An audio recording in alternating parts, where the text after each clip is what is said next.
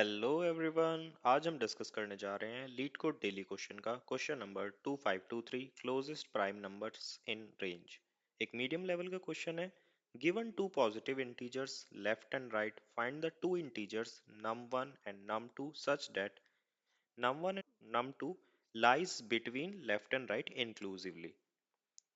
Both num1 and num2 are prime numbers.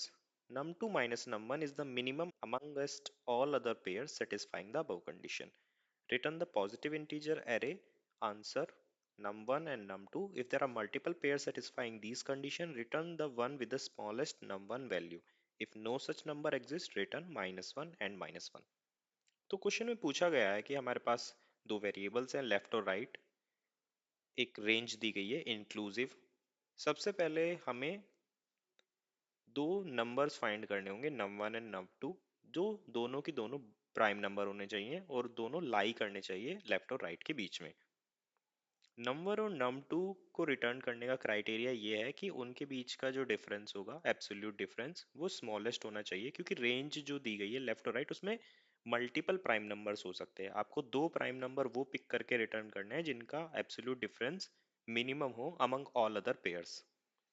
और हो सकता है कि num1 num2 जैसे आपको मल्टीपल पेयर्स मिल जाएं, बट आपको वो पेयर सबसे रिटर्न करना है जो लेफ्ट के सबसे करीब हो, num1 जिसमें लेफ्ट के सबसे ज्यादा पास हो। अगर उनका एब्सोल्यूट डिफरेंस सेम है तो ये सेकंड क्राइटेरिया है टाई ब्रेकर का। और अगर आपको ये नंबर नहीं मिल पाते हैं तो आप -1 और -1 रिटर्न करेंगे। कंस्ट्रेंट देख लेते हैं।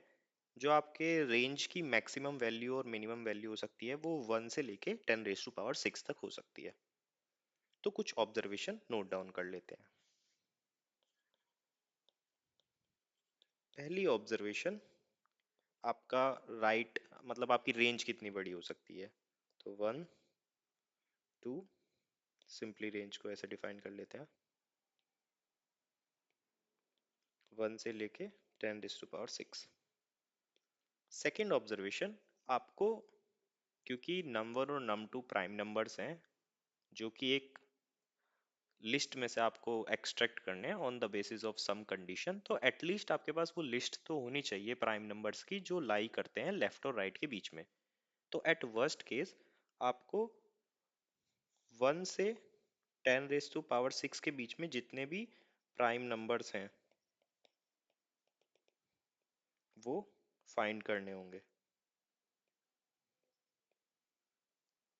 अब अगर हम ये नंबर्स फाइंड करने जाते हैं तो सिंपल अगर हम ब्रूट फोर्स अप्रोच ले तो और एक लीनियर टाइम में आप किसी भी नंबर को बता सकते हो कि वो प्राइम नंबर है या नहीं ऑन द बेसिस ऑफ उसके more than one factor, more than two factors हैं या नहीं, including one and number itself.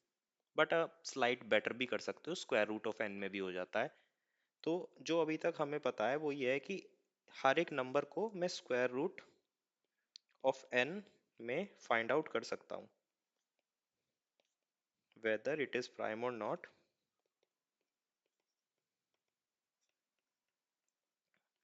और वर्स्ट केस में हर एक नंबर को करना होगा जो लेफ्ट और राइट, अगर वर्स्ट केस 10⁶ तक जाता है तो n टाइम्स, तो n टाइम्स हर एक नंबर को मुझे फाइंड आउट करना होगा, जो वर्स्ट केस में आपका पहुंच जाएगा, क्योंकि स्क्वायर रूट ऑफ 10⁶, 10⁻³ 10⁻n, ये आपका 1 सेकंड के अंदर ऑपरेशन परफॉर्म नहीं हो पाएगा, क्योंकि ये समवट अराउंड 10⁹ ऑपरेशन है जो कि थोड़ा अलाउड नहीं होते। जो भी ऑनलाइन जज प्लेटफॉर्म्स होते हैं वो आपके somewhat around approximately 10⁹ operation perform करने देते हैं आपको 1 सेकंड में, बट ये नहीं हो पाएंगे क्योंकि कॉम्प्लेक्सिटी थोड़ी ऊपर ही रहती है।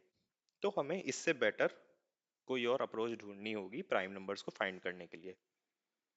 एक और अप्रोच होती है, उसको बोलते हैं सीव ऑफ इरास्थोनिसिस। जहां तक मुझे आइडिया है मैंने उसको गलत ही स्पेल करा है, सीव ऑफ इरास्थोनिसिस। ये क्लेम करते हैं, क्लेम क्या मतलब फैक्ट है कि आप जो प्राइम नंबर्स निकाल सकते हो एक रेंज के बीच में, उसकी कॉम्प्लेक्सिटी होती है आपकी O N log of log N.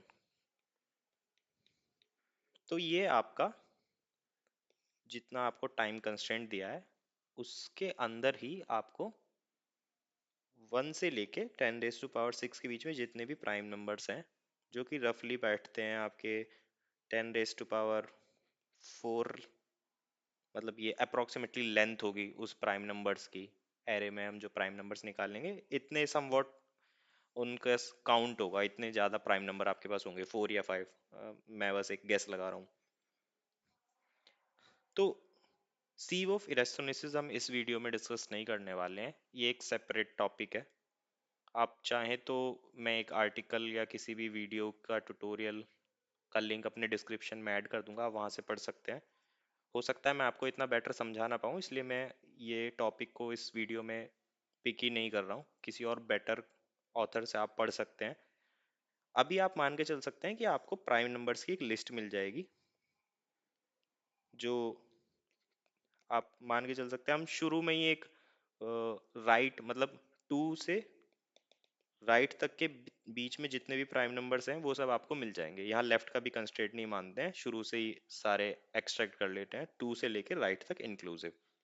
अब आपके पास एक लिस्ट है, एग्जाम्पल आपके पास एक प्राइम नंबर की लिस्ट है जो कुछ ऐसा है, ये 2, 3, 5, 7, 11, 13। समझ लो हमारे पास लेफ्ट था 1 से 15 तक, ये लेफ्ट था ये राइट था। अब आपको क्या करना है, आपको दो नंबर्स को एक्सट्रैक्ट करना है जिनका डिफरेंस मिनिमम हो। तो इसमें पेयर्स कितने बन सकते हैं, आप किसी भी नंबर को किसी से भी पेयरिंग कर सकते हो। तो अप्रोक्सीमेट n स्क्वायर पेयर्स बन सकते हैं where n is the length of this number. But greedy approach से चलेंगे तो मैं कभी भी इस वैल्यू को और इस वैल्यू को पिक नहीं करूंगा। मैं हमेशा जो कॉन्सिक्यूटिव वैल्यूज होंगी ना उनको प्रेफरेंस करूंगा, क्योंकि ये जो डिफरेंस होगा और ये जो डिफरेंस होगा हमेशा ये वाला डिफरेंस ग्रेटर होगा जो वैल्यू उसके कंसेक्यूटिव साइड वैल्यू से बना रहा होगा, है ना। तो कभी भी हमें ये वाला पेयर को ऑब्जर्व करने की जरूरत ही नहीं है। इससे हमें ये पता लगता है कि हमें सारे पेयर्स में ढूंढना नहीं है आंसर, सारे पेयर्स में जरूरी नहीं है आपको आंसर मिलेगा, आपको सिर्फ कॉन्सिक्यूटिव पेयर्स में आंसर ढूंढना है। कंसेक्यूटिव पेयर्स होंगे आपके ये दोनों, ये दोनों, ये दोनों, ये दोनों, तो ये दोनों, मतलब एक लीनियर टाइम एल्गोरिथम, आप सिंपल एल्गोरिथम लिख कर भी ये निकाल सकते हो।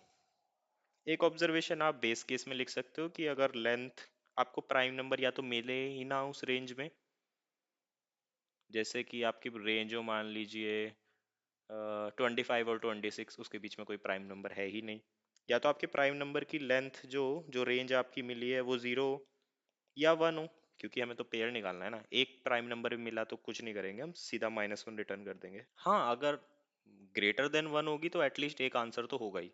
उसके बाद हम कुछ नहीं करेंगे, सिंपल एक लूप चलाएंगे, यहाँ से स्टार्ट कर लेंगे, प्रीवियस वैल्यू से कंपेयर करते रहेंगे, जिस भी डिफरेंस जो भी हमें डिफरेंस अपने करंट डिफरेंस में मिलता रहेगा, अगर वो कम होगा हमारा करंट डिफरेंस से तो हम अपडेट करते रहेंगे अपनी nums1 और nums2 की वैल्यू को, और इन दी एंड जाके आंसर को रिटर्न कर देंगे।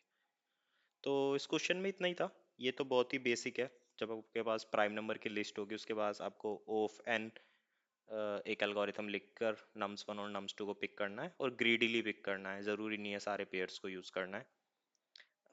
मेन टॉपिक सीव ऑफ इरेस्थोनिसिस है, आई होप आप इसको पढ़ेंगे और अच्छे से समझेंगे।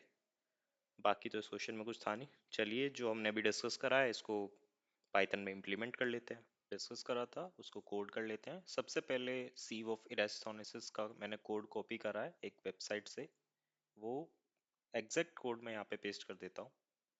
तो ये फंक्शन भूल जाइए, ये सीव ऑफ इरेस्थोनिसिस या कोई एल्गोरिथम है, ये फंक्शन आपको रिटर्न कर रहा है prime number starting from 2 up to n including n। तो ये आपको एक एरे रिटर्न कर देगा। तो आपके पास एक एरे हो जाएगा प्राइम्स नाम का, और क्योंकि आपका राइट मोस्ट वैल्यू राइट है, ठीक है। अब आपके पास क्योंकि वैल्यू स्टार्टिंग फ्रॉम 2 है, हमेशा 2 से स्टार्ट होगी, बट आपको तो वो वैल्यूज पिक करनी है जो एग्जैक्टली लेफ्ट से बड़ी और राइट से छोटी हो इंक्लूसिव। तो मैं सबसे पहले दो वेरिएबल्स को इनिशियलाइज कर लेता हूँ, nums1 एंड nums2, जो कि मेरे एग्जैक्ट आंसर होंगे जो मैं लास्ट में रिटर्न करूंगा, -1 एंड -1। एक मेरा जो डिफ होगा जिसको मैं मिनिमाइज करने की कोशिश कर रहा हूँ, शुरुआत में इसको इन्फिनिटी से इनिशियलाइज कर देते हैं। अब हमें लूप स्टार्ट करना है, तो फॉर वैल्यू इन प्राइम्स सबसे पहले मुझे चेक करना है ये वैल्यू जो मेरा कंस्ट्रेंट है कि लेफ्ट से बड़ी होनी चाहिए या इक्वल होनी चाहिए और राइट से छोटी होनी चाहिए, उस कंस्ट्रेंट को फॉलो कर रही है या नहीं। सेकंड, मेरे को अभी पता भी होना चाहिए कि क्या मेरा nums1 इनिशियलाइज हो चुका है।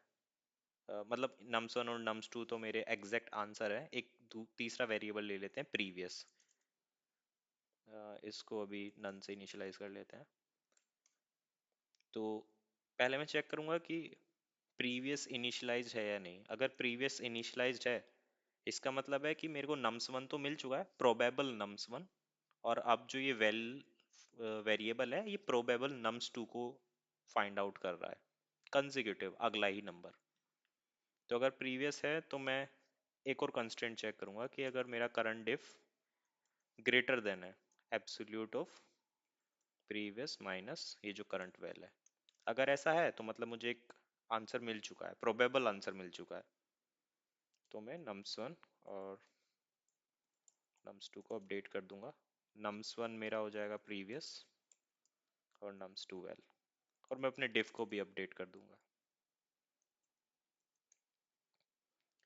और क्योंकि हम साथ साथ आगे जा रहे होंगे तो जो मेरा प्रीवियस है तो वो जो करंट वैल्यू होगी अब वो प्रीवियस वैल्यू हो जाएगी। तो ये जो मेरा प्रीवियस है मुझे इसे अपडेट करना होगा, क्योंकि ये सारी की सारा कोड जो है वो इफ के अंदर है, तो ये जो हमारी कंडीशन है ये हमेशा ही ट्रू रहने वाली है और मेरा प्रीवियस हमेशा अपडेट होता रहेगा, ताकि मैं कंसेक्यूटिव नंबर्स को ही बस फॉलो करूं। इसके बाद मुझे सिर्फ रिटर्न करना है nums1 और nums2 को, क्योंकि रिटर्न टाइप एक एरे है तो हम इसको एक एरे में इनक्लोज करके रिटर्न कर देंगे। एक बार इनपुट टेस्ट केसेस को रन कर लेते हैं। तो हमारे इनपुट टेस्ट केसेस पास हो रहे हैं। एक बार सिस्टम टेस्ट केसेस को रन कर लेते हैं।